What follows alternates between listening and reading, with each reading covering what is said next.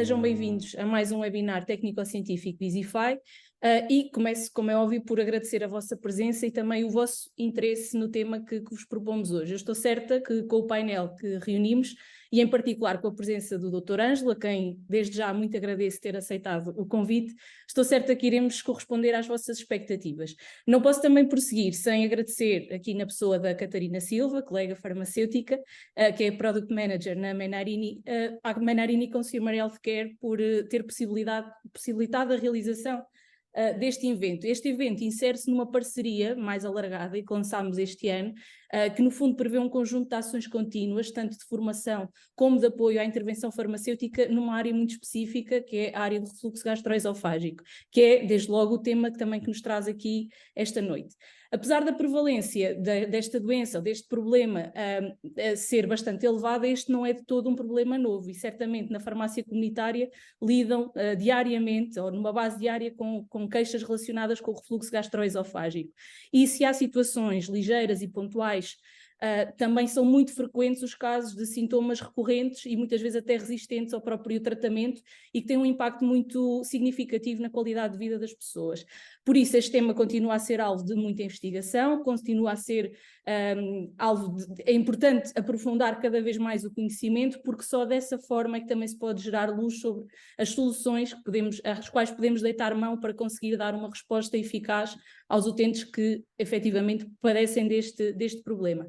Para aprofundar o tema, temos connosco o Dr. Ângelo Ferreira, que agora passa aqui a palavra à Catarina Silva, irá muito bem apresentar de seguida. Olá, boa noite. Antes de mais quero agradecer a presença de todos a esta hora e numa véspera de feriado, aqui para abordarmos este tema do refluxo gastroesofágico.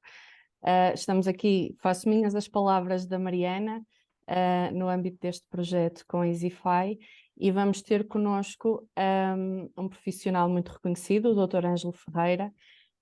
É cirurgião, é um médico cirurgião com especialidade no aparelho digestivo e, portanto, é a pessoa certa para nos trazer aqui com as suas sábias palavras mais conhecimento sobre o refluxo gastroesofágico e para que possamos, quando estamos ao balcão e perante as situações que nos aparecem, estar com mais conhecimento a aconselhar os utentes e a promover a saúde dos nossos utentes. Portanto, Dr. Ângelo Ferreira, passo-lhe a palavra para nos alimentar com conhecimento sobre o refluxo gastroesofágico. Muito obrigado, Catarina, muito obrigado, Mariana, muito boa noite a todos. Já sei que estou a falar para um conjunto de ilustres farmacêuticos do nosso país. Eu chamo-me Ângelo Ferreira, como já vos foi apresentado, sou cirurgião e dedico-me ao tratamento da patologia esófago-gástrica desde há muitos anos. E em particular a doença do refluxo. E daí o convite que eu quero desde já agradecer à Menarini, na pessoa da Catarina e da Mariana, o gentil convite que me fizeram para poder falar sobre um tema que me é tão caro e de que a minha prática clínica tem de facto um grande componente diário, mensal, etc. Se me permitem, eu passaria mesmo à minha apresentação, até para não estarmos com mais demoras. Desculpem lá. Vamos ver se a gente consegue. Desativou o compartilhamento. Como é que é isto? Aqui qualquer coisa que não está. Eu tinha aqui compartilhar. Aqui. Ok. Eu gostaria só que me confirmassem se já têm estamos acesso. a ver o seu ecrã. Ok, pronto. Ora bem, o tema que me foi pedido para falar foi, de facto, sobre o refluxo gastroesofágico e sobre novas abordagens possíveis para o tratamento desta doença, que é uma doença tão comum e que muitos de vós diariamente têm que se confrontar com queixas de alguns dos vossos clientes que vos abordam por queixas de refluxo. Começando logo pela definição da doença do refluxo, a doença do refluxo resulta de facto de um refluxo frequente de conteúdo gástrico para o esófago e esse refluxo do estômago para o esófago pode causar não só sintomas, mas também, por vezes, lesões esofágicas. Considera-se que existe doença do refluxo gastroesofágico sempre que um determinado doente experiencia pelo menos um episódio de refluxo 2 vezes por semana. Quais são as razões do refluxo? Existem 3 grandes grupos de razões, como referenciado num estudo célebre de um cirurgião norte-americano, felizmente ainda hoje vive, da Califórnia, da Universidade da Califórnia, que é o Tom DeMissa, e que divide as causas do refluxo em 3 grandes grupos. Mas, no fundo, há sempre uma falência da barreira anti-refluxo. Essas causas podem ocorrer ou na própria válvula, ou seja, um defeito do próprio esfíncter esofágico inferior, também chamado de low esophageal sphincter ou também cárdia. Podem resultar de uma deficiente limpeza do esófago, uma clearance deficiente do esófago, em doentes que têm perturbações da motilidade digestiva, como é o caso da esclerodermia, como vamos ver a seguir, e, portanto, que têm situações de refluxo, mas depois não se conseguem, livrar delas porque o esófago não consegue limpar eficazmente esse refluxo, ou porque podem ter também alterações, anomalias do esvaziamento gástrico. Portanto, é o caso, por exemplo, de diabéticos que têm situações de parésia gástrica e que têm um mau esvaziamento gástrico. Portanto, isso provoca um aumento da pressão intragástrica e, consequentemente, refluxo. Portanto, o cerne da questão está todo em volta desta zona que é a tal barreira anti-refluxo. Quais são as principais causas deste refluxo? Primeiro, a tal deficiente função do esfíncter esofágico inferior. O esfíncter esofágico inferior é um esfíncter que deve constituir uma passagem, mas unidirecional. Ou seja, quando nós nos alimentamos, os alimentos descem pelo esófago para o estômago, este esfíncter deve encerrar-se e, na sequência disso, deve impedir o refluxo. Quando este esfíncter está defeituoso, ou porque tem uma baixa pressão, portanto, uma hipotonia do esfíncter esofágico inferior, o que acontece é que a comida pode passar novamente em sentido retrógrado, mas quando ela passa em sentido retrógrado, já vai acompanhada ou de secreções gástricas, como é o caso do ácido clorídrico, ou mesmo de bilis, na situação em que existe, por exemplo, refluxo biliar. Existe uma entidade mais recente e que hoje em dia se considera ser uma das principais causas de refluxo a este nível, que são os chamados relaxamentos transitórios do esfíncter esofágico inferior. Esses relaxamentos ocorrem espontaneamente, não em função de movimentos de deglutição, ou seja, espontaneamente o esfíncter abre mesmo não havendo qualquer deglutição. E hoje em dia considera-se que cerca de 50% dos doentes, nomeadamente em obesos, o refluxo ocorre por causa desses relaxamentos transitórios. Outro grupo de causas para o refluxo são as chamadas hérnias do hiato esofágico, que podem ter vários tipos e não estamos agora aqui a discutir sobre isso. Pode haver a tal alteração da motilidade esofágica. Isto aqui descreve uma imagem de uma manometria esofágica de alta resolução, em que o que se verifica é que não há progressão de ondas peristálticas, ou seja, há uma sequência de ondas que não são propulsivas, que não empurram a comida para baixo. Ora, o que é que acontece nestes doentes? Se houver refluxo, não há capacidade de limpeza ou de clearance. No caso dos doentes que têm deficiente esvaziamento gástrico, como é o caso das situações de atonia gástrica, como acontece, por exemplo, nos diabéticos. Estes indivíduos fazem grandes distensões do estômago, como se vê aqui, e não conseguem esvaziar. E isso aumenta a pressão intragástrica e aumenta o refluxo. Mas, mais recentemente, e vamos falar sobre isso mais à frente, descobriu-se também que outra das causas dos sintomas do refluxo e das lesões do refluxo são causadas por deficientes mecanismos da mucosa esofágica. Ora bem, do ponto de vista epidemiológico, a doença do refluxo é, de facto, uma das doenças mais comuns em termos de patologia benigna do tubo digestivo e considera-se que pode afetar entre 10% a 20% da população mundial. Não se trata de forma nenhuma de uma doença nova, mas sim uma doença que, pelo facto de haver um maior alerta para a situação, é cada vez mais diagnosticada. É um problema muito importante de saúde pública, é um problema que acarreta muitas complicações e, indiscutivelmente, causa uma diminuição franca da qualidade de vida destes doentes. Do ponto de vista de prevalência de sexo, é mais frequente nos homens e, em termos etários, pode ocorrer em qualquer faixa, mas é mais frequente a partir dos 40 anos. Então, quais são os sintomas que estes doentes podem apresentar? Existem sintomas típicos, chamados sintomas digestivos, e os sintomas atípicos ou extradigestivos.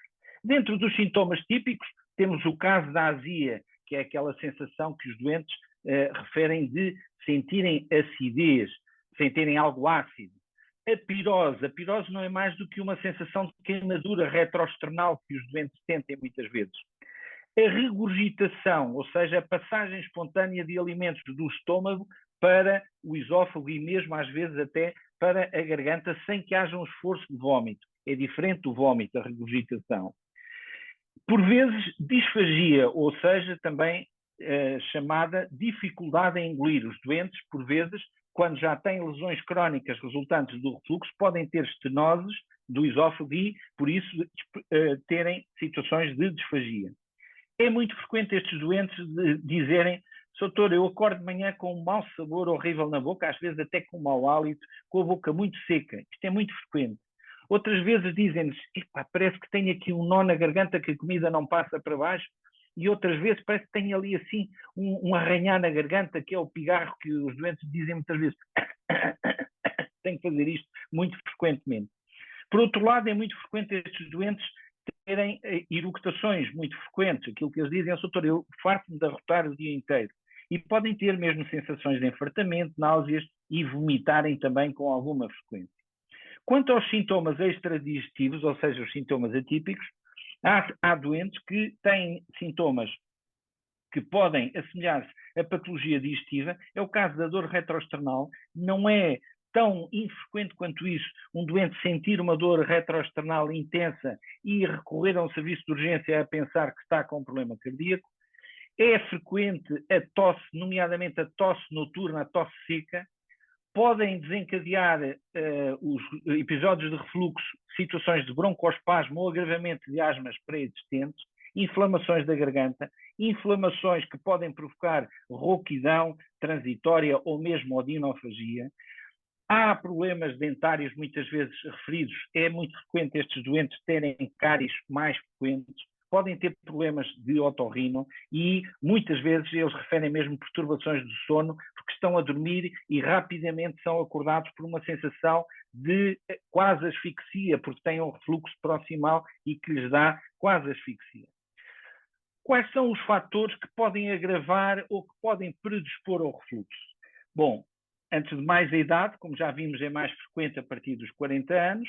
O excesso de peso e a obesidade estão francamente associados à situação do refluxo, à situação de gravidez. Todas estas, excesso de peso, gravidez, etc., pelo aumento da pressão intra-abdominal. O tabagismo é outro dos fatores que aumenta as situações de refluxo, até pelo aumento de produção de ácido clorídrico.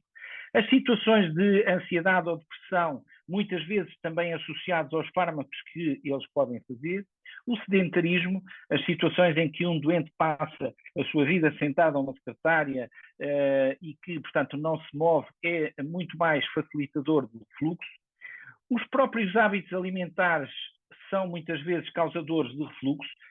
Doentes que passam o dia praticamente sem comer e depois à noite ao jantar comem grandes quantidades e logo a seguir se vão deitar. Portanto, os horários das refeições também são muito importantes. A toma de determinados medicamentos, como é o caso da aspirina ou dos anti-inflamatórios não esteroides, as tais situações de diabetes com atraso de esvaziamento gástrico ou situações em que há distúrbios do tecido conjuntivo, como é o caso das doenças autoimunes, como é o caso da esclerodermia, em que estes doentes têm muitas vezes uma perturbação da motilidade esofágica ou as situações de hérnia do hiato, como já vimos.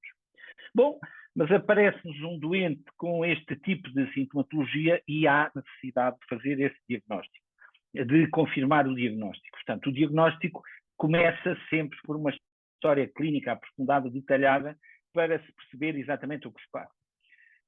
O primeiro exame a pedir na sequência destas queixas é indiscutivelmente uma endoscopia digestival. Mas atenção a uma coisa, a endoscopia é um exame estático e nós estamos a tratar de uma doença dinâmica, ou seja, a endoscopia é excelente para fazer fotografias, para fazer biópsias, para percebermos se temos uma úlcera, se temos um cancro, etc., se temos uma hérnia do hiato, mas não nos mostra a motilidade, a funcionalidade do nosso tubo digestivo. E para isso nós vamos ter que socorrer-nos de exames dinâmicos. E o primeiro a pedir é logo um raio-x esófago-gastroduodenal, portanto um exame em que o doente ingere uma papa baritada e é mudado de posições na mesa de raio-x, o que nos vai permitir, como aqui vem, por exemplo, uma hérnia do hiato, ou permitir ver mesmo se ele tem refluxo, e se tem refluxo que venha até cá acima, chamado refluxo proximal ou não.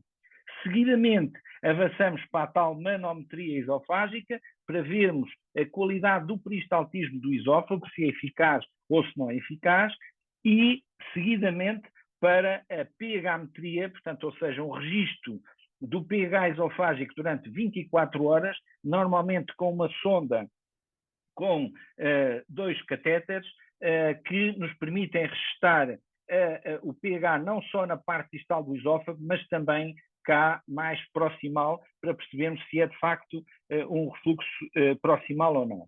Por vezes, o refluxo não é predominantemente ácido, é um refluxo mais alcalino, mais biliar, e então há necessidade de nos socorrermos de uma impedância. Perante isto, como é que nós vamos classificar então a doença do refluxo? Do ponto de vista fenotípico, nós temos aqui 3 grandes grupos de doença do refluxo. A mais frequente de todas é a chamada doença do refluxo não erosiva, também chamada NERD, que atinge 60% a 70% dos doentes. Apenas à volta de 30% têm doença do refluxo erosivo, ou seja, em que aparecem mesmo lesões de erosão ou de ulceração a nível da mucosa esofágica. E, nesses casos, nós temos que nos socorrer numa classificação, e a mais atual é a classificação de Los Angeles, que classifica estas lesões de A a D consoante a sua gravidade. Por vezes, chegamos a uma situação mais complexa, que é o chamado esófago de Barrett. Felizmente, são menos os casos. Aqui, a classificação de Los Angeles, portanto, de A a D, consoante o tipo de gravidade das erosões, e aqui o chamado esófago de Barrett. No esófago de Barrett, mais não é, ou mais não há, do que uma substituição parcial, que é isto que vem aqui, da mucosa do esófago por uma mucosa do tipo intestinal. Chama-se isto uma metaplasia intestinal. E só perante uma biópsia que confirme essa metaplasia é que nós podemos dizer que estamos perante um esófago de Barrett. Felizmente são poucos os casos, mas temos que ter em atenção o seguinte: o esófago de Barrett pode depois ter vários graus, chamados de displasia, ligeira displasia grave, e pode chegar ao chamado carcinoma do esófago ou adenocarcinoma. Quais são as complicações desta doença? Se a doença do refluxo não for corretamente tratada, ela pode originar complicações. Pode originar uma esofagite que se torne crónica, que pode provocar úlceras, que dão origem a dor, a hemorragia, muitas vezes até à tal dificuldade em engolir, a disfagia. Se não for tratada e se houver lesão persistente, pode chegar à estenose ou aperto do esófago, pode originar o tal esófago de Barrett ou mesmo o adenocarcinoma. Se não têm essa ideia, posso-vos transmitir o seguinte: a prevalência do carcinoma do esófago no mundo inteiro continua a ser exatamente a mesma de há 50 anos, com uma diferença. Há 20, 30 anos atrás, o carcinoma do esófago era predominantemente um carcinoma espinocelular que aparecia no terço alto do esófago e aparecia em grandes fumadores e em grandes bebedores. Hoje em dia, a prevalência do cancro do esófago, que como aqui se vê, é no terço inferior do esófago, enxertado em esófago de Barrett, é um carcinoma diferente, é um adenocarcinoma.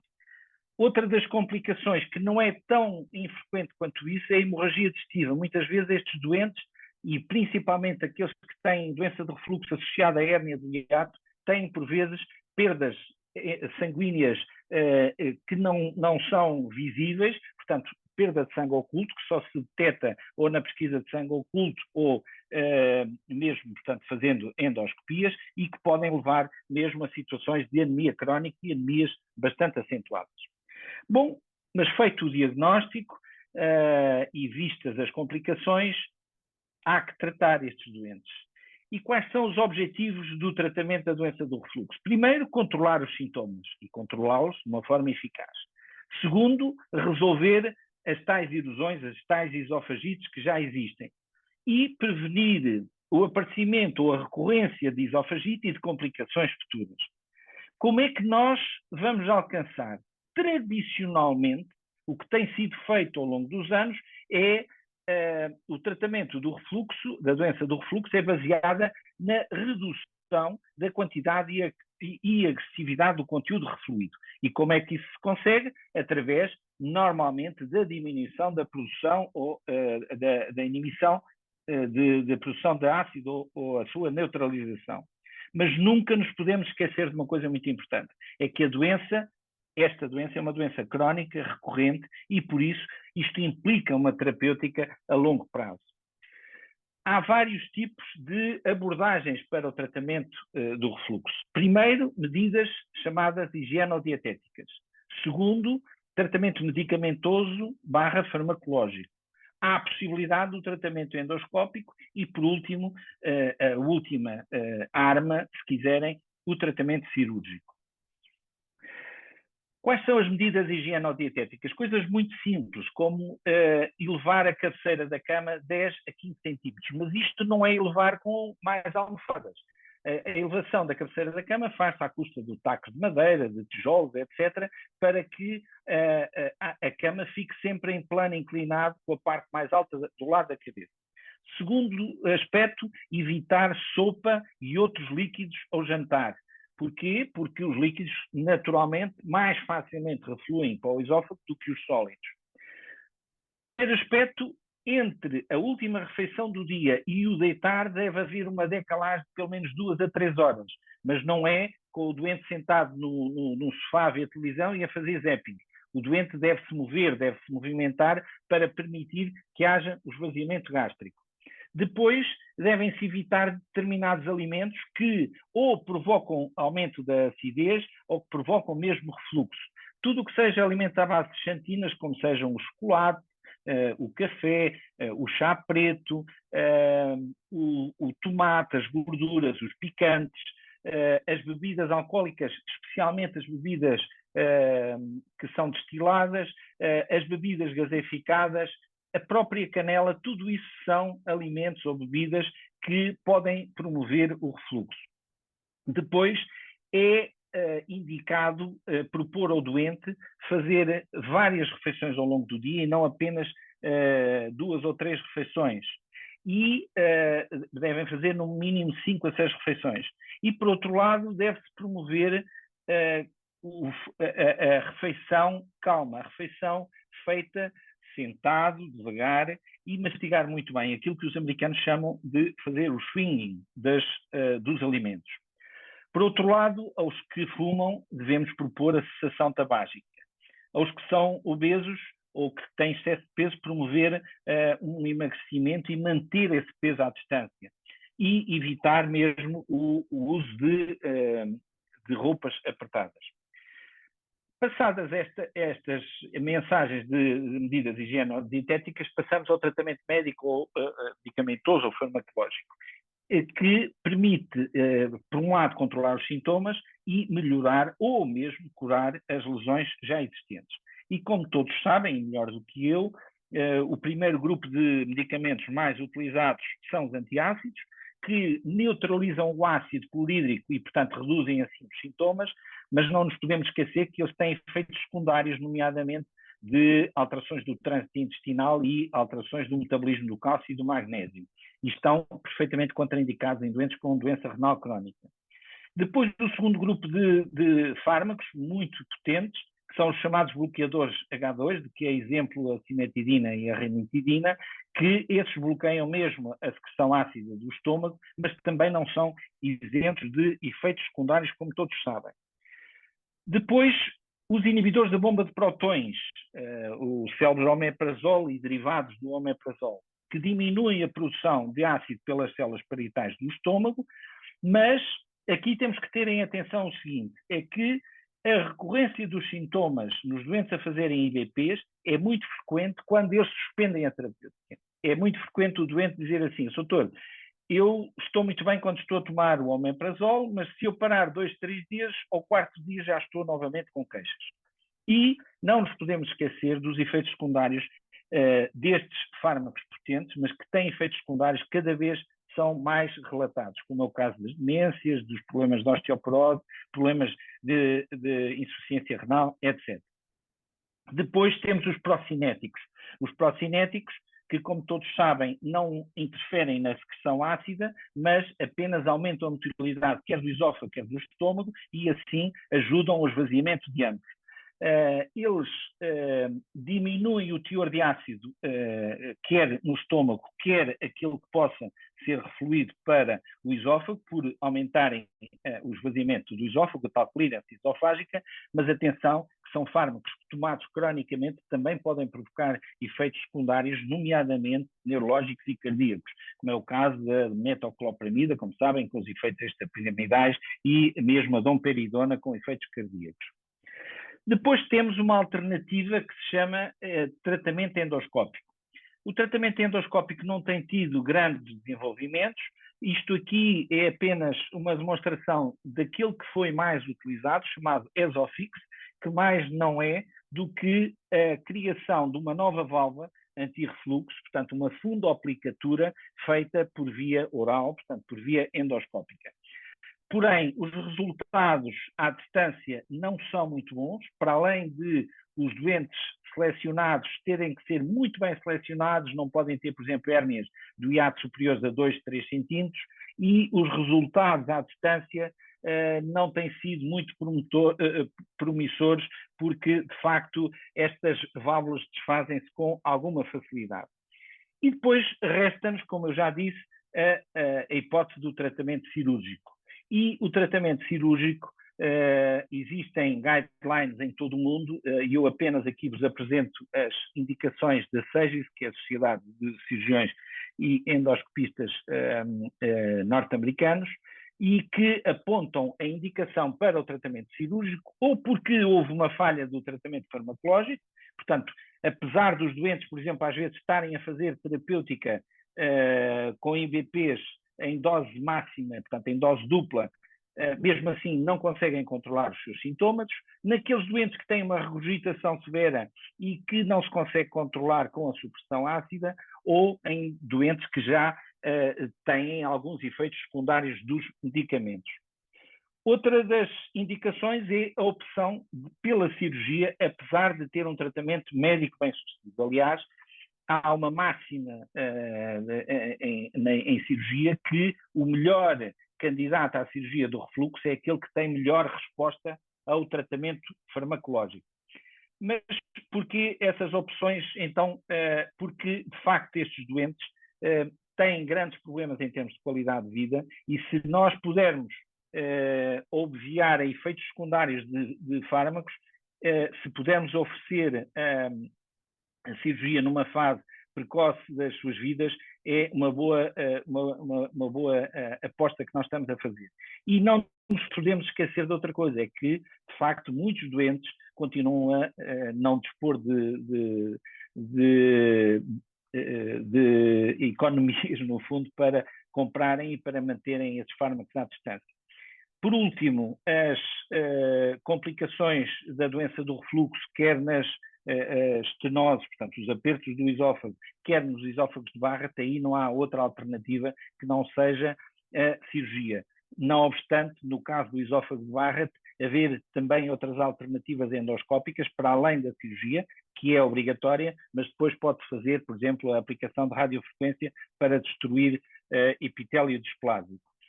Por último, nas manifestações extraesofágicas, portanto, doentes que têm asma agravada, doentes que fazem pneumonias de repetição, que são pneumonias muito difíceis de tratar, porque são pneumonias químicas, por aspiração do ácido clorídrico. Esse tratamento cirúrgico, hoje em dia, e eu há muitos anos que faço este tipo de cirurgia, passa sempre por uma chamada fundoaplicatura. Portanto, no fundo, esta é apenas uma das técnicas possíveis, existem múltiplas técnicas, mas no fundo o que nós vamos fazer é criar aqui um novo mecanismo valvular que aumenta a pressão a nível deste esfíncter e que impeça o refluxo. E isso faz-se à custa da rotação deste fundo do estômago, e daí o nome da cirurgia fundoaplicatura, porque vamos enrolar o estômago à volta do esófago para criar esse novo mecanismo de pressão. Estas cirurgias que eu faço há muitos anos, não vos vou dizer há quantos, mas são feitas hoje em dia sempre ou por via laparoscópica ou, mais recentemente, como também faço, por via robótica.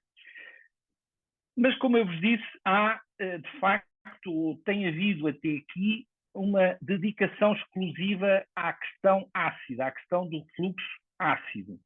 Mas, com trabalhos recentes de investigação, chegou-se à conclusão que havia necessidade de pensarmos no tratamento da doença do refluxo, mas com um objetivo diferente.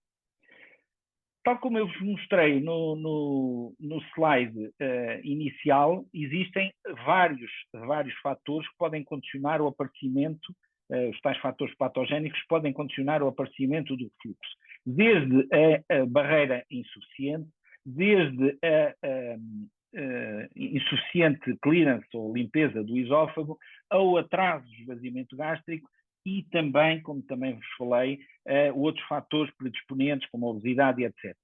Todos estes fatores em conjunto levam a uma situação que é a existência de ácido em excesso num local errado, portanto no esófago, onde não deve existir refluxo. Ora bem, e é por isso mesmo que surgiram vários autores que começaram a pensar, bom, se calhar não é apenas o problema do ácido, se calhar nós temos que pensar também nas questões de defesa do esófago, da mucosa esofágica. E é nesse sentido que começaram a surgir uma série de trabalhos e o que acontece é que se verificou que há, de facto, diferenças entre o epitélio do estômago e o epitélio do esófago. A mucosa esofágica tem várias camadas de defesa. Tem uma camada de defesa chamada pré-epitelial, que, neste caso, é pela existência ou de saliva ou mesmo de bicarbonatos, mas logo em relação ao estômago, falta-lhe esta camada de muco.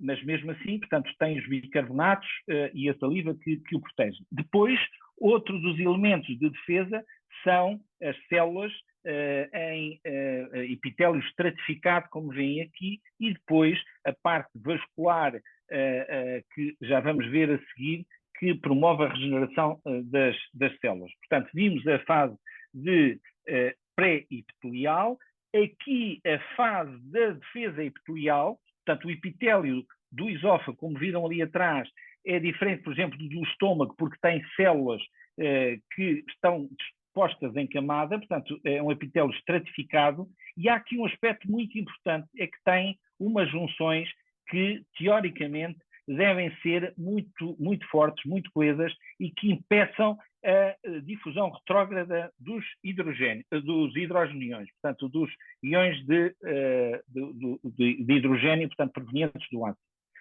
E então o que é que acontece? Acontece que quando há uma ruptura dessas barreiras, dessas junções muito fortes, há mesmo a tal difusão retrógrada desses hidrogeniões, que vão estimular os plexos nervosos e, dessa forma, vão condicionar o aparecimento das queixas, a tal azia, a tal pirose, a tal dor, tudo isso são provocadas por este estímulo destes sensores quimiorreceptores e podem mesmo levar à contratura das camadas musculares e provocarem mesmo a tal dor que eu vos disse há pouco, que se pode assemelhar a uma dor cardíaca. Ora bem, portanto, resumindo aqui os fatores de resistência da mucosa esofágica em pré-epitelial, em epitelial, portanto, as tais células estratificadas, e depois o pós-epitelial, através dos vasos sanguíneos, do fluxo sanguíneo da mucosa, que vai suportar, vai regenerar bicarbonatos e vai também ajudar à regeneração celular. Ora bem, há uma classificação da doença do refluxo, que é uma classificação baseada na exposição ácida do esófago e à sua associação sintomática.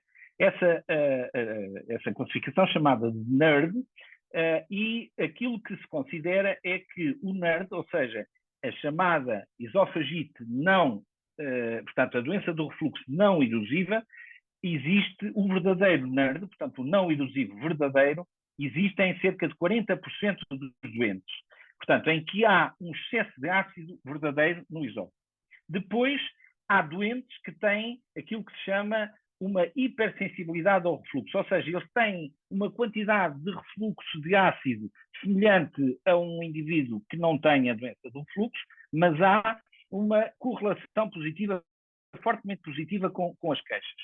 E depois há também o chamado functional heartburn, que aparece em cerca de 30%, em que a quantidade de ácido é mesmo normal, mas não há correlação com o refluxo. Ou seja, os doentes podem dizer, eu estou a sentir queixas de azia, mas quando vamos fazer uma pH-metria não houve correlação sintomática, o que é um fator muito importante.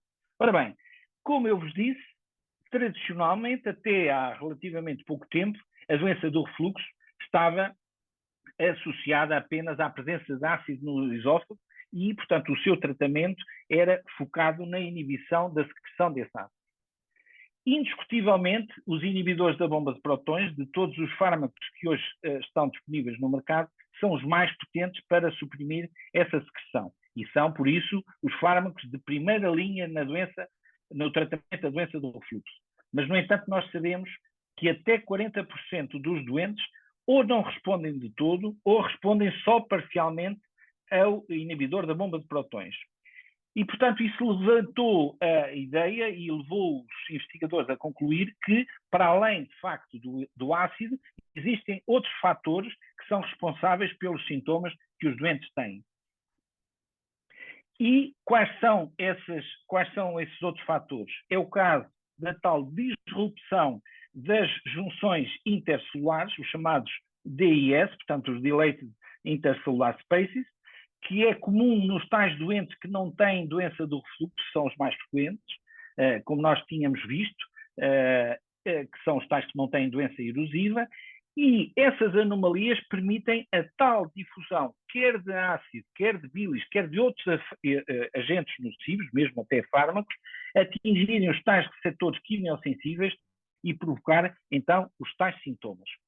Ora bem, perante isto, é fundamental que nós aumentemos a defesa desta mucosa esofágica. E como? Temos que proteger a integridade dessa mucosa. O reforço desses mecanismos, que até há pouco tempo não era pensado, não era tido em conta, hoje em dia é um aspecto muito importante no tratamento da doença do refluxo.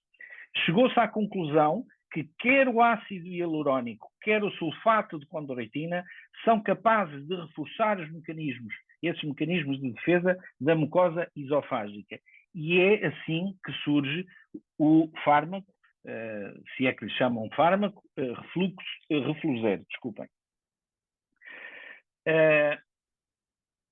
Esses agentes, como o Refluxero, são agentes que, atenção, não são uma alternativa aos IBPs. Hein? Isso é muito importante, antes de mais.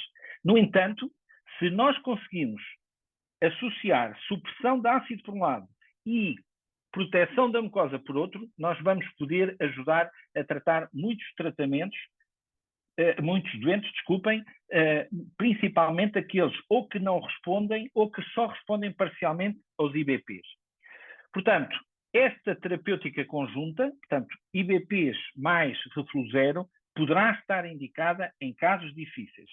E aquilo que se tem verificado, e eu posso falar até da minha própria experiência, é que quando utilizo o refluxero nos meus doentes associados aos IBPs, quando eles param os IBPs e mantêm o refluxero, eles mantêm-se com uma remissão dos sintomas durante muito mais tempo.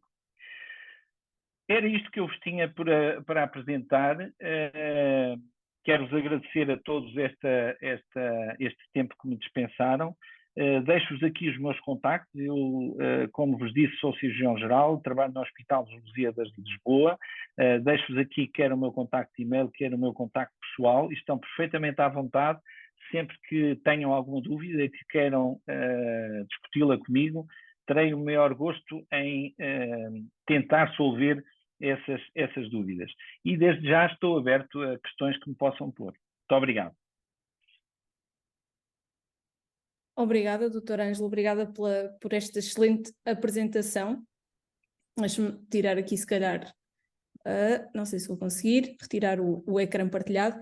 Queria só também, já agora, aproveitar para dizer a todos que, caso tenham questões que tenham surgido ao longo da apresentação, algum comentário que queiram fazer, fiquem à vontade para escrever no chat que está disponível aqui no Zoom, e depois no final vamos responder a todas as questões. Tenho a certeza que vão surgir ainda algumas perguntas ou alguns comentários.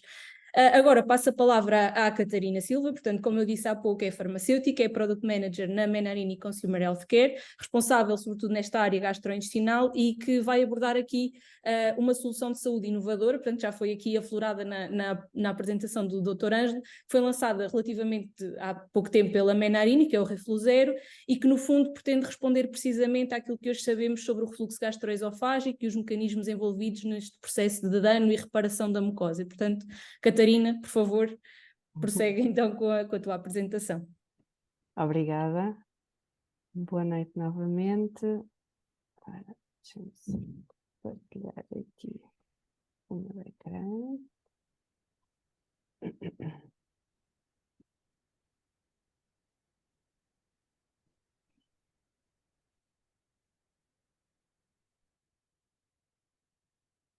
Já está em projeção, correto? Sim, estamos a ver.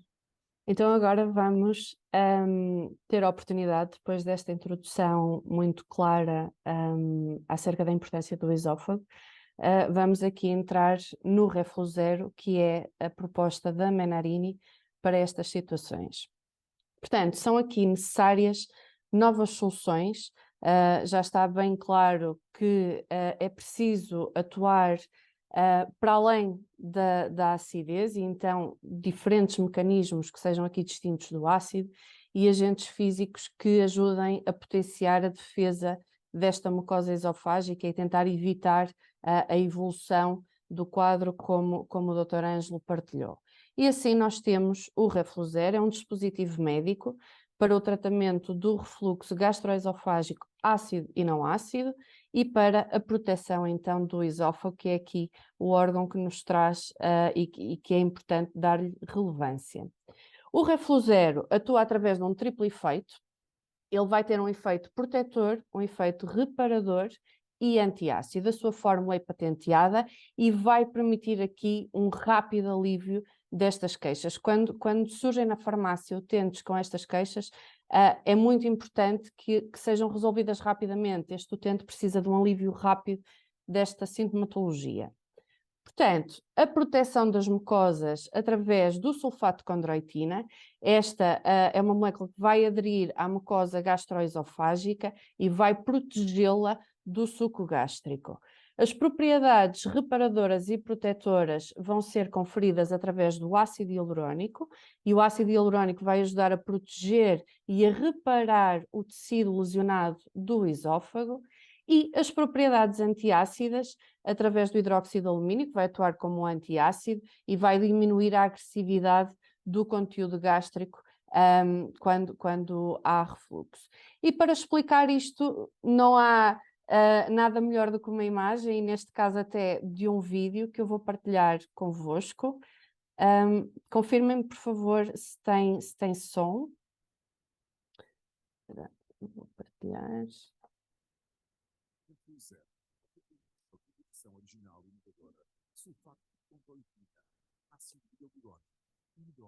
Está a subir um bocadinho o som.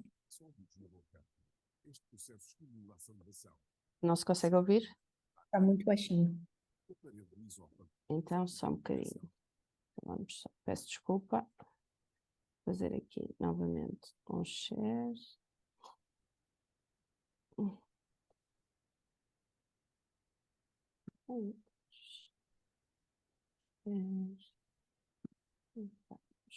É bastante importante termos uma visualização do próprio mecanismo de ação para conseguirmos concretizar um bocadinho melhor como é que o Refluzero atua. Portanto, confirmem-me agora se o som estará melhor. Refluzero, comprimidos numa combinação original e inovadora de sulfato de condroitina, ácido hialurónico e hidróxido de alumínio, são inicialmente dissolvidos na boca. Este processo estimula a salivação e proporciona um melhor contacto entre os ingredientes e a parede do esôfago, o que aumenta a proteção e lubrificação. O ácido hialurónico, combinado com as propriedades adesivas do sulfato de condroitina, ajuda a proteger e a reparar o tecido danificado do esôfago. O sulfato de condroitina adere à mucosa gastroesofágica, protegendo-a e isolando-a do ataque dos sucos gástricos. Refluzero é um dispositivo médico que, graças a estes dois ingredientes ativos, cria uma película sobre a mucosa esofágica e atua como uma barreira mecânica contra os componentes nocivos do refluxo, tanto ácidos como básicos. As propriedades de formação desta barreira foram demonstradas in vitro. E, finalmente, o hidróxido de alumínio atua como um antiácido, reduzindo o impacto dos sucos gástricos na mucosa danificada. Refluzero, um dispositivo médico com uma ação mecânica que reduz rapidamente os sintomas associados à DRGE, doença do refluxo gastroesofágico.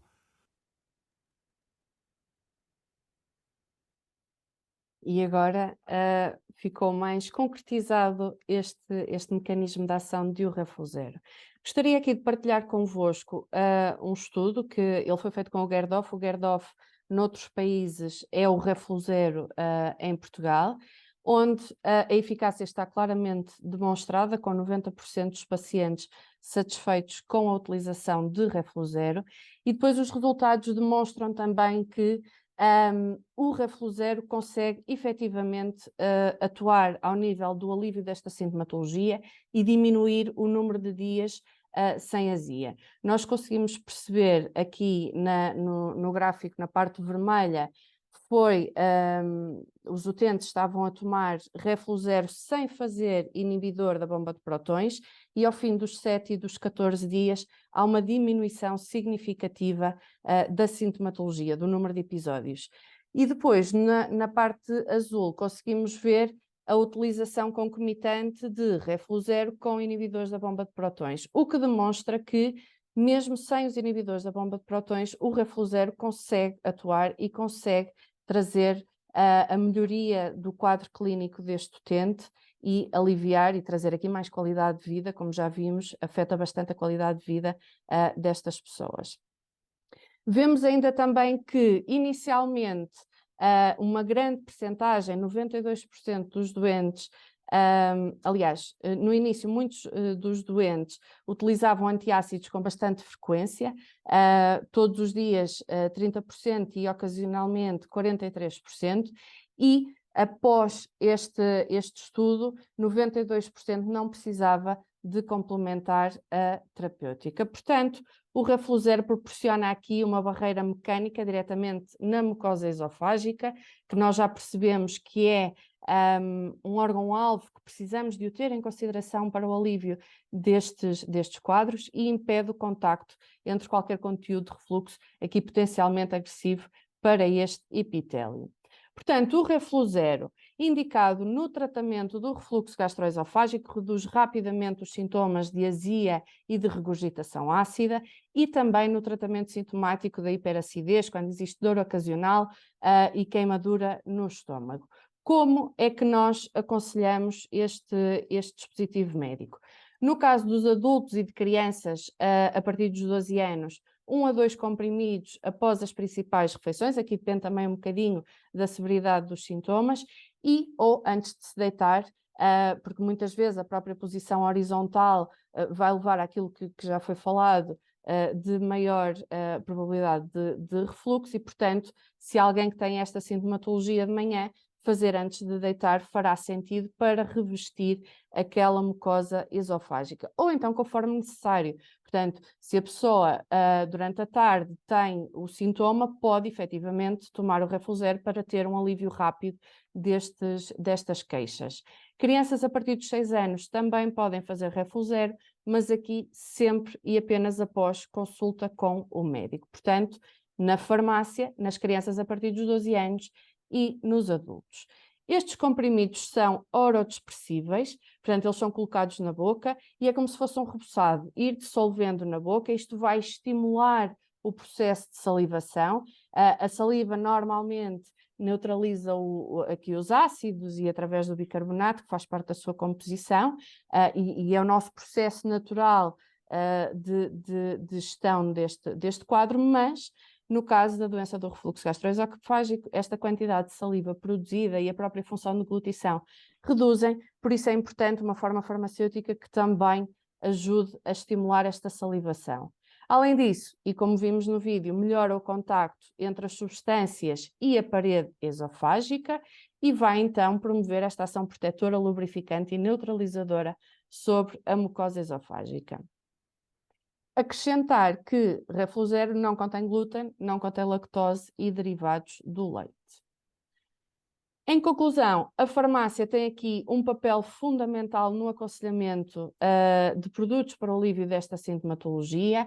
Nós fizemos um estudo em que fomos perceber os utentes que adquirem produtos para estas situações, como é que foi o comportamento, como é que é a consumer journey destes utentes. 70% das pessoas que têm estes sintomas vão diretamente à farmácia e destas 64% pede recomendação do farmacêutico, o que significa que o farmacêutico e os profissionais de farmácia são extremamente importantes no alívio e na contribuição da melhoria da qualidade de vida destes utentes. E para isso precisam também de ter produtos de qualidade e produtos eficazes e que aliviam rapidamente estes sintomas. Aqui eu vou trazer-vos apenas alguns exemplos em que o Sr. Jorge, que aparece com azia, regurgitação ou dor epigástrica, poderá ser aconselhado o Refluzer. A Dona Fátima, que chega à farmácia e queixa-se de ardor no estômago, o Refluzer é aqui uma boa opção.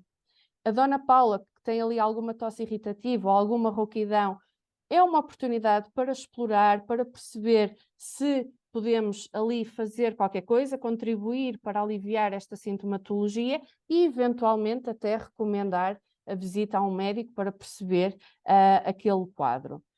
Inclusive, o Sr. Manuel, que tem desgaste dentário e que se queixa do tal mau hálito, explorar esta situação, aliviar a sintomatologia e, caso necessário, recomendar a visita a um médico. A Dona Antónia, que recorrentemente compra produtos para o alívio dos sintomas do refluxo gastroesofágico, e se há aqui esta recorrência, nós percebemos que este esófago está a ser recorrentemente afetado e, portanto, será importante transitar para um produto que lhe vai proteger, para um dispositivo médico, o Refluzer, que vai proteger esta mucosa esofágica. A Dona Isabel, que toma os IBPs e continua com algumas queixas, nós vimos que 40% ou não responde ou responde parcialmente e poderá aqui complementar em SOS com o Refluzer, nestes momentos pontuais de queixas, fazer o Refluzer. O Sr. Carlos, que precisa de suspender os IBPs porque vai fazer algum exame, poderá avaliar entre o farmacêutico e o médico a possibilidade do Refluzer ajudar a aliviar a sintomatologia neste intervalo de tempo e, portanto, a Refluzer é aqui o tratamento inovador dos sintomas do refluxo gastroesofágico. Traz uma nova abordagem e uma nova visão sobre a importância do esófago e percebemos, através da explicação e ali do epitélio, da passagem e da integridade que deve ser garantida para não haver a ativação de todos os nossos setores da dor e afins, Refluzero vai trazer aqui uma ótima solução para os nossos utentes. Agradeço o vosso tempo, agradeço a vossa atenção e vou passar então a palavra à Mariana para falar sobre este nosso projeto, esta nossa parceria com a EasyFi.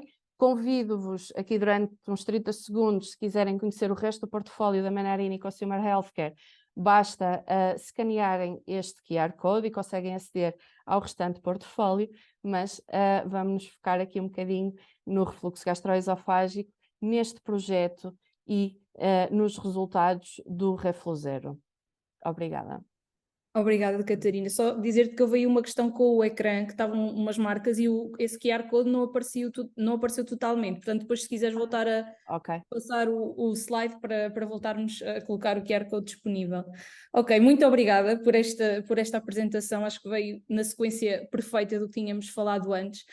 E eu então tenho também, já são 22, portanto prometo que não vou me vou alongar, vou ser muito breve naquilo, mas não queria deixar de partilhar alguns resultados daquilo que temos vindo a fazer ao longo destes meses nesta parceria, como falámos há pouco. Deixem-me só...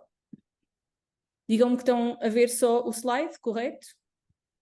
Estamos a ver a projeção com os 2 slides. Ok, então...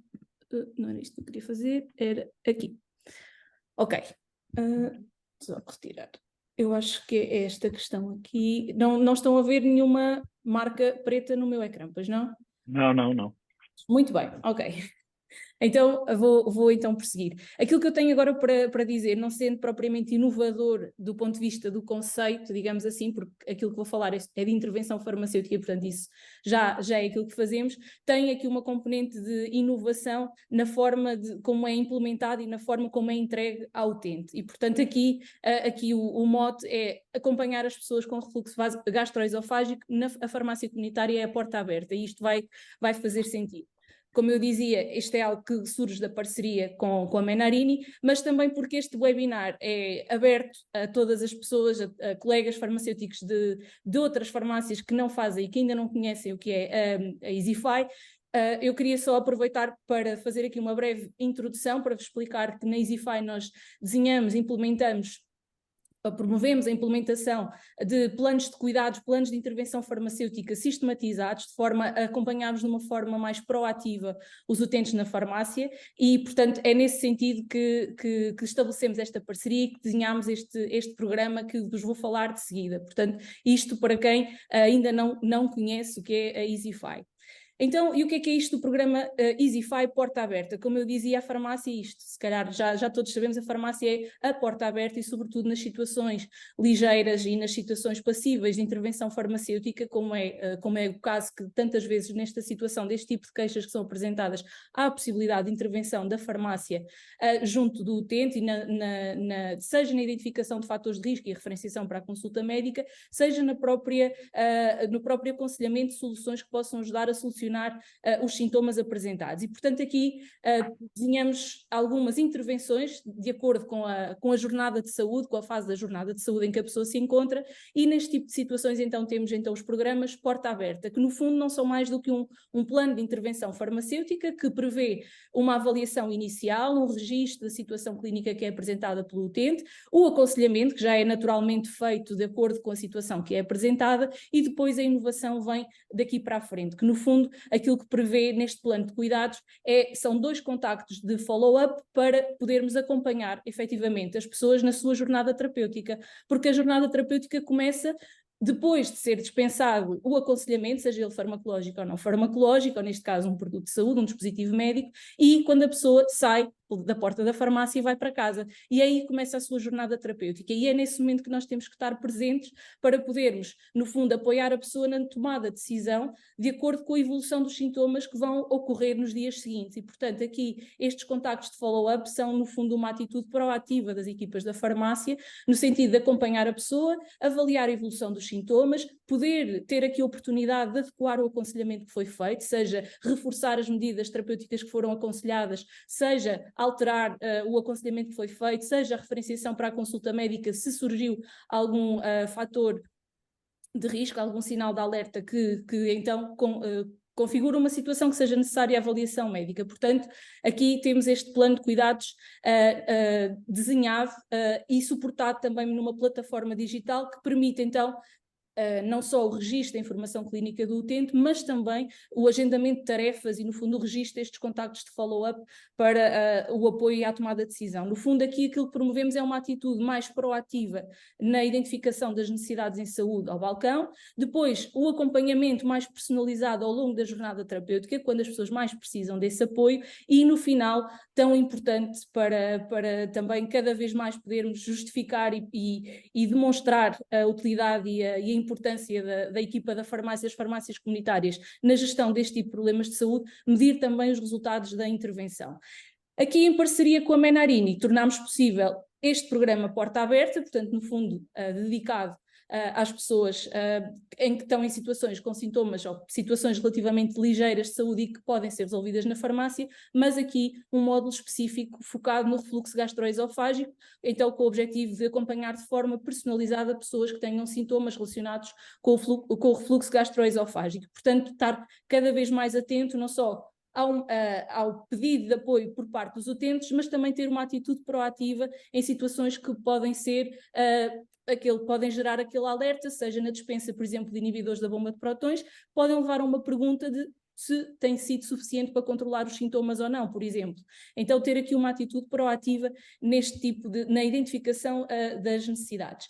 E o que é que este programa já está no ar e já está a decorrer em várias farmácias em todo o país já há alguns meses, e já temos aqui uma noção de quem são os utentes que têm estado a ser acompanhados neste programa, do programa Porta Aberta Refluxo Gastroesofágico. Temos, até agora, englobámos já quase 300 pessoas, portanto 275 participantes, uma maior prevalência de mulheres do que de homens, também normalmente isto está associado também àquilo que é o público que mais vezes visita a farmácia, normalmente são as mulheres, e uma média de idade dos 56 anos, mais ou menos. Claro, no topo da lista dos sintomas presentes temos a pirose e a regurgitação ácida, portanto aqui são, sem dúvida, aqueles sintomas que mais se destacam e que as pessoas mais referem. Por outro lado, temos aqui uma prevalência muito elevada de pessoas, cerca de 60%, que não têm um diagnóstico prévio de refluxo gastroesofágico feito por um médico, portanto não estão diagnosticadas, e cerca de 15% que sim, sabem que têm um diagnóstico de refluxo gastroesofágico. E também temos aqui cerca de 1/3 dos casos em que é a primeira vez que vão fazer um tratamento, portanto aquele que vai ser então recomendado pela equipa da farmácia. O que é que também sabemos? Sabemos que aqui 3/4 destas pessoas seguiram a recomendação que foi feita na farmácia, portanto, e isto no fundo vem comprovar um bocadinho aquilo que a Catarina estava a dizer ainda há pouco, que as pessoas procuram este apoio e, em geral, seguem a recomendação da farmácia. E outro valor que também está alinhado com aquilo que a Catarina tinha vindo a demonstrar, que é cerca de 90% das pessoas nos contactos de follow-up referem que os seus sintomas melhoraram. Nestes contactos de follow-up, que normalmente acontecem 2 a 7 dias depois da dispensa da solução, portanto da dispensa do produto, nós temos aqui cerca de 1/4 dos utentes que dizem que suspenderam ou não iniciaram o tratamento. Na realidade, aqui não está demonstrado, mas a grande maioria, estes que não iniciaram, são muito residuais. A grande maioria iniciou o tratamento e suspendeu, sendo que os principais motivos para a suspensão do tratamento são efetivamente a resolução total dos sintomas, portanto, houve um episódio que foi resolvido e, portanto, as pessoas suspenderam o tratamento, ou que os sintomas eventualmente presentes já não incomodam a ponto de continuar o tratamento. E, portanto, estes são, sobretudo, os principais motivos de suspensão do tratamento. Uma pergunta muito importante, e já falámos disto várias vezes, sobre a questão da qualidade de vida. Há uma pergunta que é feita na avaliação inicial e também no último contacto de acompanhamento, que é perceber em que medida é que a sintomatologia relacionada com o refluxo gastroesofágico afeta a qualidade de vida da pessoa, e é interessante verificar que no segundo contacto follow-up já temos uma percentagem considerável de pessoas que responde nada, portanto, em que os sintomas já não afetam em nada a sua qualidade de vida, portanto, aqui grandes ganhos ao nível da qualidade de vida das pessoas. Ainda assim, este gráfico tem aqui informação muito interessante, porque apesar de haver uma ligeira descida do número de pessoas que refere que os sintomas ainda afetam muito a sua qualidade de vida, essa descida não é tão significativa como nós gostaríamos e, portanto, aqui existe ainda uma oportunidade de aprofundar estes motivos e aprofundar e continuar o acompanhamento pela equipa da farmácia, eventualmente sinalizar estas situações e referenciá-las para consulta médica. Portanto, aqui estes resultados também põem a nu aquilo que nós podemos continuar a fazer por estes utentes. Portanto, foi feito um aconselhamento, mas o aconselhamento não se esgota naquele momento em que foi dispensado o produto. Há um acompanhamento posterior até haver uma efetiva resolução dos sintomas que estavam presentes. Por fim, aqui resultados de avaliação que pedimos aos próprios utentes, portanto, no fundo, relacionados com a experiência com o produto que foi recomendado, e aqui a maioria destas pontuações, destas respostas, referem-se efetivamente ao Reflu Zero, portanto, aqui com uma avaliação média de 8,8 pontos de 1 a 10, portanto, bastante positivos. Por outro lado, e também destacar a avaliação com a experiência, com o acompanhamento prestado pela equipa da farmácia, com uma avaliação também de 9 em 10, o que é bastante positivo e acho que bastante satisfatório, e não esquecer também que esta é uma ferramenta de, no fundo, se é de acompanhamento aos utentes, também de fidelização dos utentes, portanto, os utentes de facto valorizam o acompanhamento que é feito pela equipa da farmácia, e isso é sem dúvida aqui um fator de fidelização também dos utentes, e depois como avaliam o impacto do programa na gestão do problema de saúde, também com uma avaliação bastante positiva de 8,8 em 10. Portanto, aqui estes resultados, dar os parabéns a todas as equipas que já implementaram este programa, porque estes resultados são vossos, são o resultado do vosso trabalho, são, no fundo, a vossa nota final, digamos assim, e que sirvam também de incentivo para as equipas que, tendo acesso ao programa, ainda não tiveram oportunidade de começar a implementar e que, portanto, têm aqui ótimos motivos para o fazer, porque, como veem, quem já começou a fazer tem tido resultados bastante positivos, tem tido aqui nota máxima.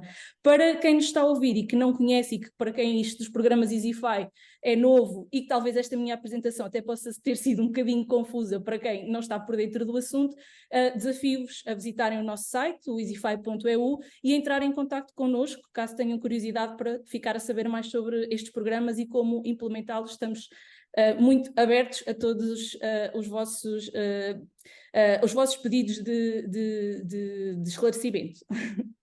E era isto o que eu tinha para partilhar convosco, estes resultados muito satisfatórios, e penso que já estamos aqui de volta. Então, aqui, para não nos alongarmos muito mais, eu se calhar e já temos aqui uma data de perguntas no chat, e portanto acho que vamos começar por colocá-las, para não demorarmos mais e termos a certeza que conseguimos responder a todos. Então, aqui para o Dr. Ângelo Ferreira, a colega a Sónia Nóbrega, que refere um utente com metaplasia intestinal na mucosa gástrica e hérnia do hiato, que fez a erradicação da H. pylori e mantém apenas IBPs em SOS, deve pesquisar o estado da mucosa esofágica ou basta gerir sintomatologia? E agradece e também dá os parabéns pela excelente exposição. Eu não sei se me estão a ouvir. Sim, sim. Ok. Antes de mais, quero agradecer esta pergunta, que é uma pergunta muito pertinente. Estamos a falar de assuntos algo diferentes, mas é muito, muito interessante esta pergunta, até porque nos levanta outras questões. A doutora que fez esta pergunta fala de metaplasia intestinal gástrica e erradicação do Helicobacter e depois pesquisa ou não da metaplasia no esófago. Porque é que eu acho que isto é muito interessante? Eu vou-vos dizer o porquê. É que, habitualmente, quando um doente tem doença do refluxo, hérnia do hiato e Helicobacter pylori, há de facto uma tendência primeira de se erradicar o Helicobacter. O que é que se verifica? É que normalmente esses doentes têm um agravamento da sua doença do refluxo. E porquê? É porque a partir do momento em que tem erradicação do Helicobacter, começam a produzir mais ácido. Portanto, o refluxo normalmente aumenta. Isto é muito, muito frequente os doentes queixarem-se disso. Por isso, a pergunta é, sim, é de fazer endoscopia ou endoscopias seriadas a esse doente com biópsias esofágicas. Isso é um aspecto extraordinariamente importante. Eu posso-vos dizer que muitas vezes as endoscopias vêm-nos relatadas como sendo macroscopicamente normais, portanto, sem alterações erosivas da mucosa, e as próprias biópsias, mesmo em mucosa, repito, macroscopicamente normal, vêm com alterações de esofagite e às vezes de esofagite já com algum grau acentuado. Portanto, a resposta à pergunta é essa, deve continuar a fazer endoscopias seriadas e fazer a vigilância do seu esófago. Muito bem, obrigada. Esperamos ter respondido à questão da colega. Aqui, tenho aqui mais uma pergunta, portanto, neste contexto de sintomas de refluxo gastroesofágico, existe uma boa para atuar na farmácia para melhorar os sintomas? E depois a pergunta concreta é: quais são os critérios e sinais de alarme que devemos considerar para referenciar os utentes para a consulta médica? Portanto, o que é que deve ser ali red flag para aqui tem que referenciar a pessoa para a consulta médica? Essa é outra pergunta muito interessante e aqui quero dar os parabéns à vossa equipa e à vossa EasyFi. Eu desconhecia também este estudo, ou pelo menos na sua profundidade. A Catarina já me o tinha referido, mas eu não sabia pormenores. E vi com muita atenção aquilo que referenciaram nesta sua apresentação, na apresentação da Mariana, e queria dar-vos os parabéns porque acho que este projeto, não só a EasyFi, mas a Menarini, porque este projeto acho de uma extrema importância, que, por um lado, permita uma melhoria rápida do ponto de vista sintomático dos doentes numa abordagem inicial ao seu farmacêutico, e, por outro lado, permitir que pessoas que estão altamente diferenciadas ou que estão altamente sensibilizadas para isso e conhecedoras, como é o caso dos farmacêuticos, os possam referenciar. Naqueles gráficos que a Mariana apresentou, e muito bem, há doentes que dizem que têm, em termos do questionário da qualidade de vida, disse que há doentes que dizem que os sintomas interferem pouco, outros que interferem muito na sua vida. Curiosamente, reparou-se que a barra onde houve menor alteração, portanto, e que a Mariana também chamou a atenção a propósito da não significância estatística, foi na diminuição daqueles que dizem que os sintomas afetam muito esses doentes. Ora bem, concordo inteiramente com este vosso estudo, com esta vossa postura em termos de farmácia. Acho que é fundamental e permitirá que muitos doentes consigam chegar a consultas, às vezes com situações menos graves do que ainda hoje nos acontece. Eu posso-vos dizer que nos últimos meses tenho visto muitos jovens já com esófago de Barrett,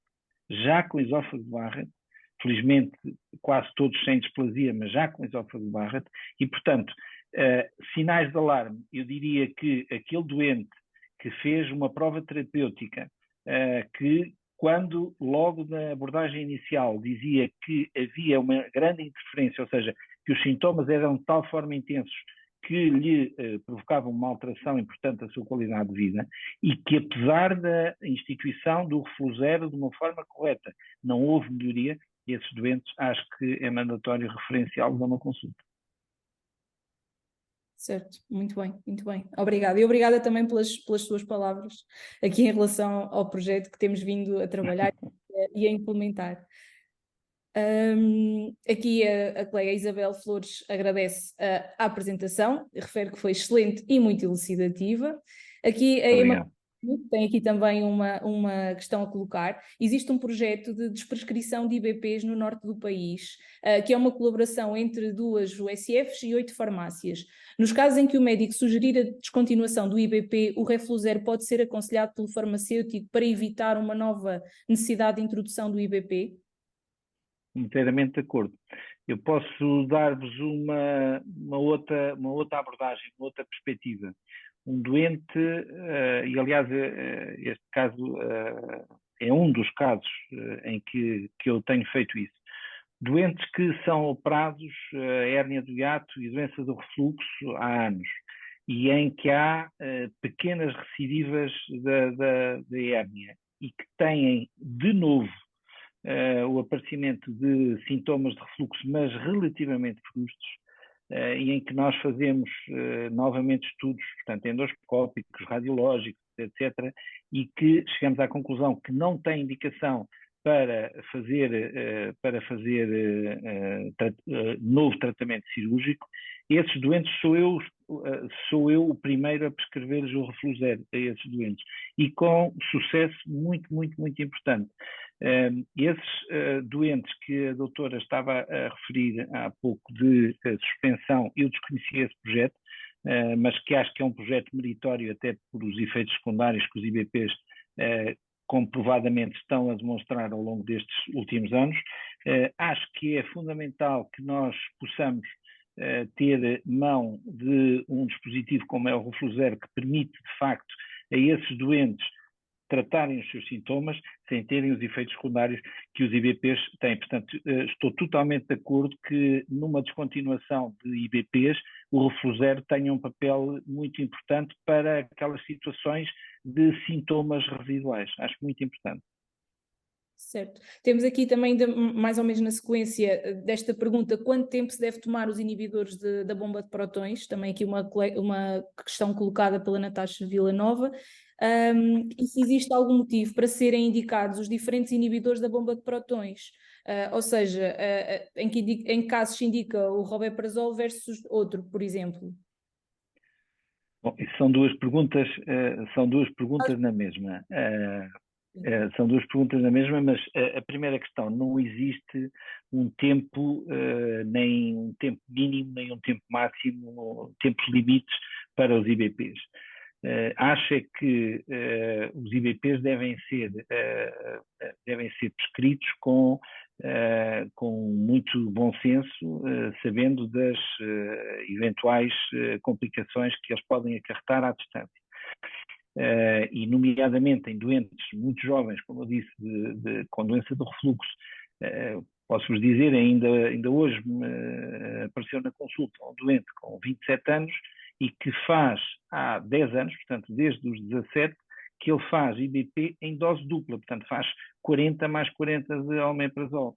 Ora, esse doente não deve continuar a tomar esta dose, é um doente que tem que ser estudado, como vai ser estudado, e tentarmos eventualmente uma alternativa cirúrgica para este doente para evitar esses efeitos secundários que nós sabemos que podem ocorrer a longo prazo.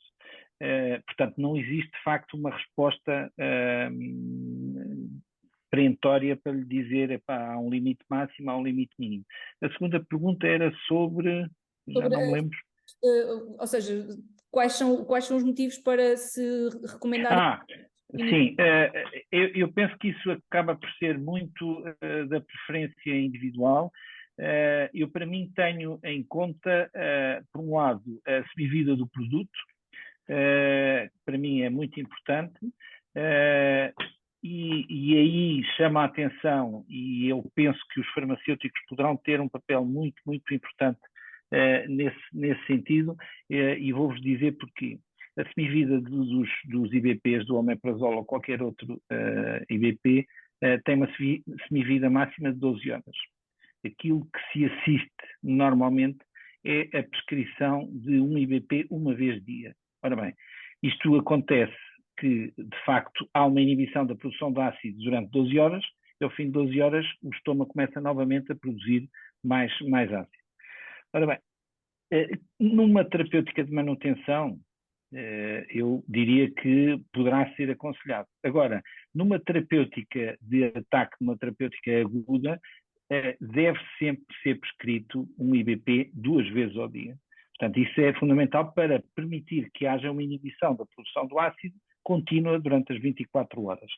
Em relação, como disse, à escolha pelo rabeprazol, pantoprazol, lansoprazol, etc., isso acaba por ser também um pouco da eficácia. Há alguns desses fármacos que estão associados, por exemplo, ao aparecimento de infecções respiratórias, segundo alguns estudos. Depois, se nós quisermos ver, há estudos para tudo. O pantoprazol apresenta estudos comparativos com o esomeprazol, dizendo que o esomeprazol é pior. Pronto, há uma série sempre de fatores pró, fatores contra. Eu, de qualquer das formas, acho que é muito importante ver a biodisponibilidade dos fármacos, ver a sua semivida e ver, e também até mesmo efeitos secundários, e ver a eficácia. Ou seja, eu normalmente tenho em conta aqueles fármacos que permitem manter um pH acima de 4 durante mais tempo. Para mim, esses são os de eleição. Nós verificamos, por exemplo, nos IBPs que são administrados por via endovenosa, e vou-vos dar agora um exemplo, por exemplo, no caso das hemorragias digestivas altas. No caso das hemorragias digestivas altas, só há 2 fármacos que até ao momento estão aceitos para prescrição em perfusão contínua durante 72 horas. E esses 2 são o esomeprazol e o pantoprazol. Porquê? Porque se demonstrou que eles conseguem ter mais tempo, portanto, a sua eficácia em termos de manutenção de pH acima de 4 é superior às dos restantes fármacos. Certo, muito bem, obrigada. E antes de entrarmos aqui nestas questões mais relacionadas com o Refluzer, queria só, se calhar, aqui sublinhar um ponto daquilo que falávamos há pouco sobre a questão da toma, se há tempo limite, não há tempo limite dos IBPs, mas, portanto, no fundo, aquilo, voltando a esse tema, porque se calhar também aquilo que temos vindo a assistir nos últimos anos, não é?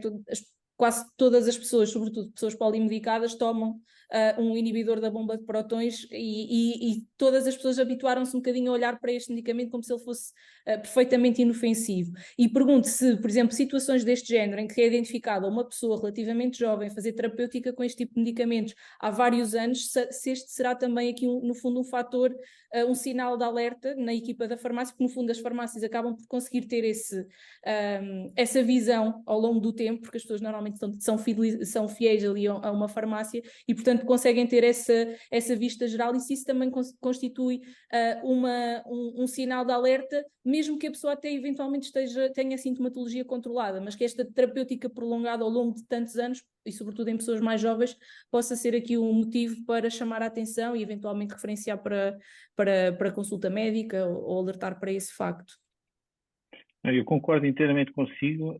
Acho que temos que pensar que quanto mais jovem temos um doente, maior a sua expectativa de vida e, portanto, melhor qualidade de vida nós lhe devemos proporcionar e aumentar mesmo a sua expectativa de vida. E se nós sabemos que hoje em dia estão perfeitamente demonstrados efeitos secundários que são nefastos com a toma prolongada, continuada dos IBPs, eu penso que aí, e como diz muito bem a Mariana, acho um papel de extrema importância a ação do farmacêutico no sentido do aconselhamento e da possível mutação, da alteração dos IBPs para o Refluzer. Aqui a Catarina chamou a atenção também, inclusivamente quando é necessário fazer suspensão para fazer exames, suspender IBPs. Lembro-me, por exemplo, quando é necessário fazer um teste de controle de erradicação do Helicobacter, que tem que se suspender. Quando é necessário fazer, por exemplo, uma pH-metria, tem que suspender os IBPs durante pelo menos 8 a 10 dias, porque senão vai interferir com os resultados da própria medição do pH. Portanto, tudo isso são fatores de extrema importância.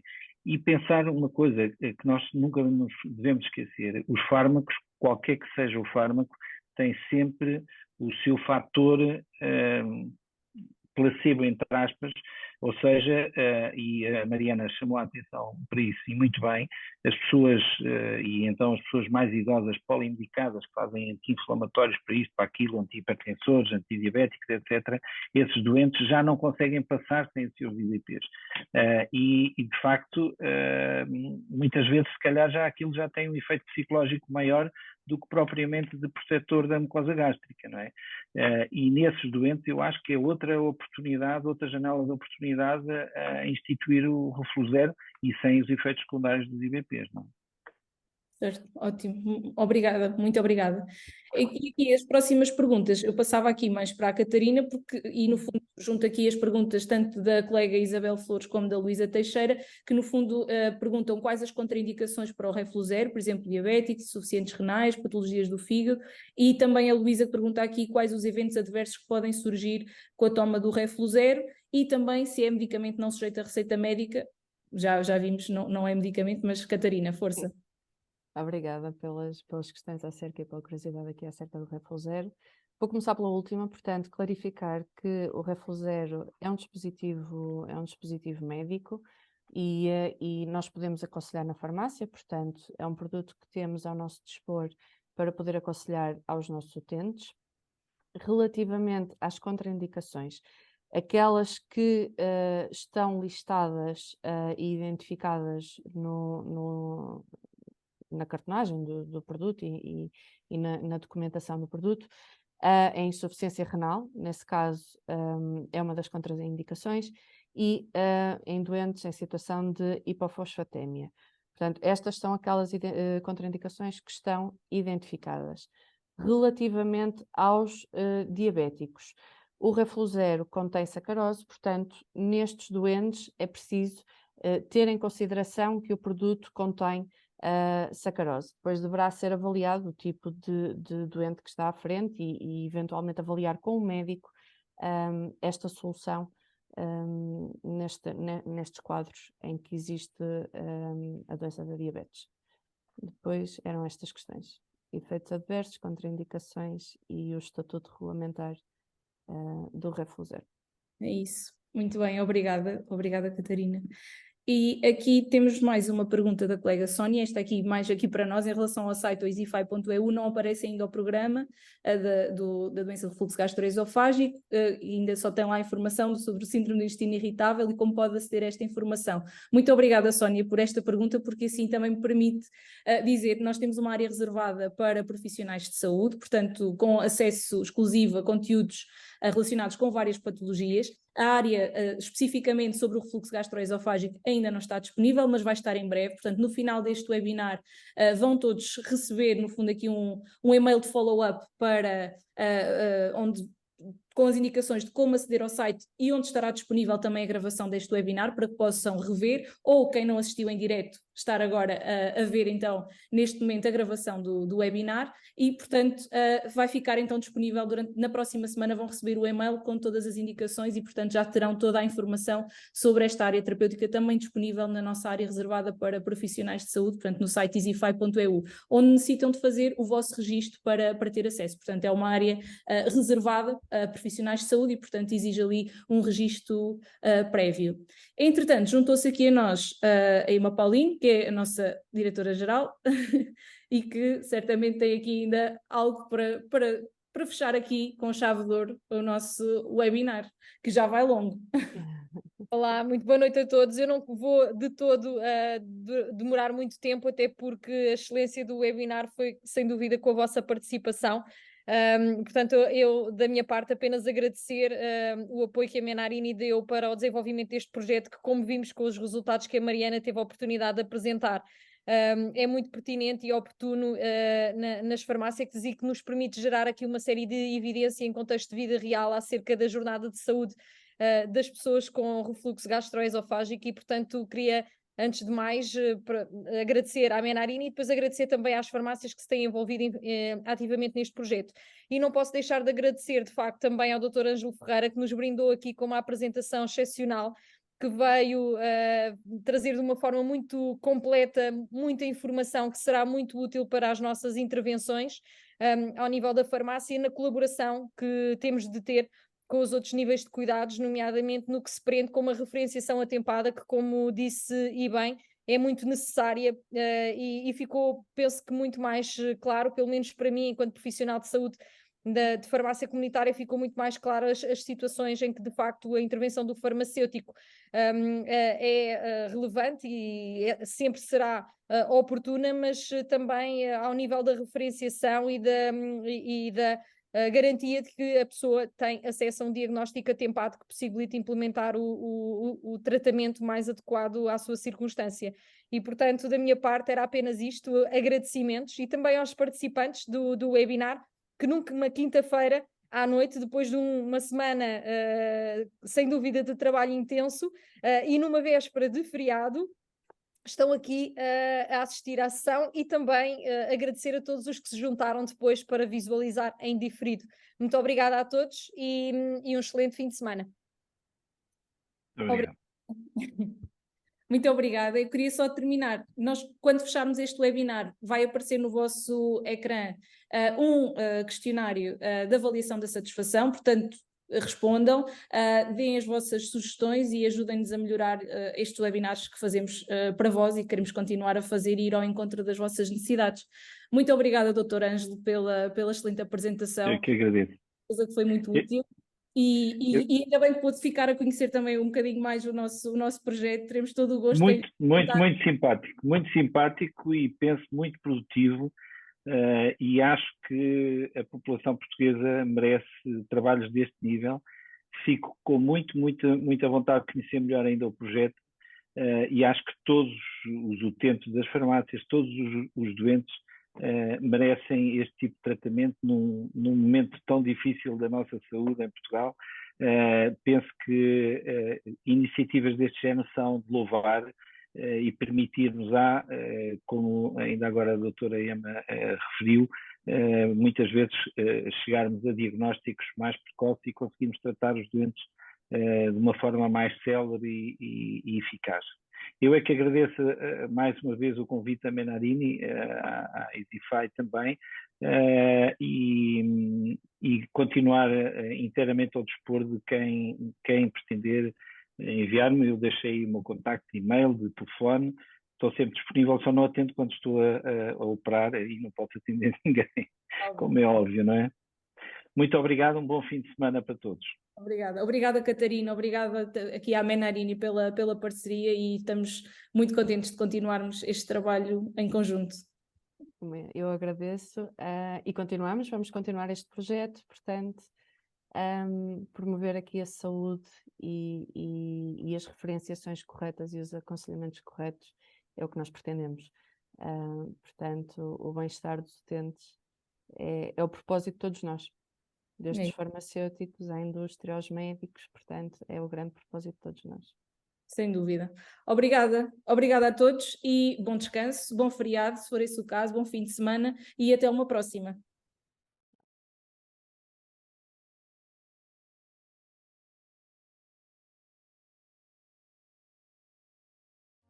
A EasyFi surge em 2019 para transformar a forma como a pessoa com doença crónica se relaciona com a sua jornada de saúde. A nossa missão é usar a inovação e a tecnologia para criar e implementar soluções que simplifiquem e facilitem a jornada de saúde da pessoa com doença crónica. Para isso, queremos desenvolver a próxima geração de programas EasyFi de apoio à pessoa com doença. Programas customizados que promovem a efetividade e segurança das terapêuticas instituídas, gerando evidência das mesmas em contexto real. Como são os programas de apoio à pessoa com doença? São personalizados e contínuos. São preditivos, adaptáveis às necessidades e expectativas das pessoas, integrados nas suas jornadas de saúde. Envolvem estratégias para a adoção de estilos de vida saudáveis. Permitem monitorizar e melhorar a adesão à terapêutica de forma a otimizar os resultados em saúde. São uma revolução na obtenção de dados no mundo real para todos os parceiros na área da saúde. Como implementamos os programas? Capacitamos os profissionais de saúde. Em articulação com os parceiros, elaboramos os protocolos de intervenção e materiais de divulgação e apoio ao programa. Responsabilizamos pela estrutura regulamentar e legal. Desenvolvemos e implementamos soluções inovadoras. Gerimos o projeto no dia a dia. Utilizamos o Salesforce Health Cloud para desenhar, padronizar, registar e gerar dados de acompanhamento dos projetos.